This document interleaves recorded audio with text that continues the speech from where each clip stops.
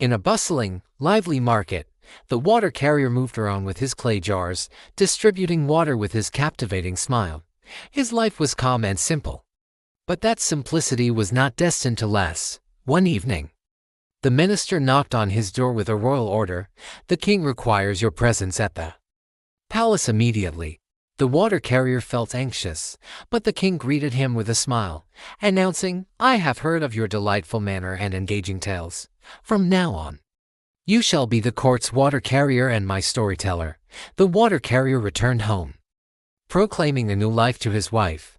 The water carrier soon became beloved by the king and everyone in the palace. However, the minister, who had brought him, felt the fire of jealousy ignite in his heart over the water carrier's closeness to the king. He decided to get rid of him through a cunning plot. One night, the minister intercepted the water carrier as he was leaving and spoke in a serious tone. "O water carrier, the king has complained about the smell of your breath. To avoid embarrassing him, wear a veil over your mouth while you work." The next day, the water carrier entered wearing the veil. The king noticed him and asked in astonishment. But the water carrier merely smiled without answering. Here, the minister exploited the king's curiosity and sowed discord, claiming, "My lord, the water carrier wears the veil because he complains about the smell of your breath." The king grew furious and decided to punish the water carrier in an unforgettable way.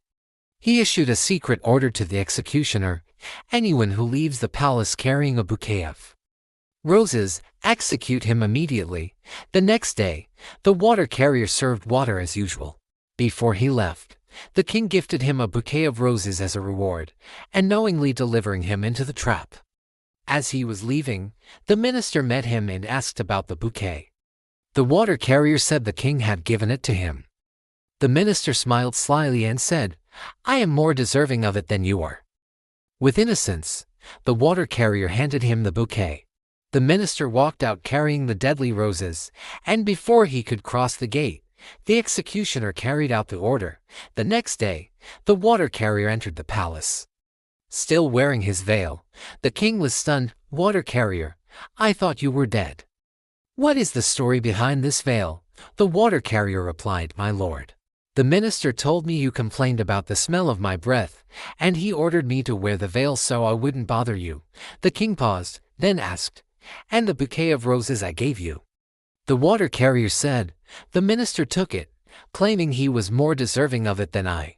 The king laughed and said, "He truly was more deserving of it than you, for good intentions and malice can never coexist."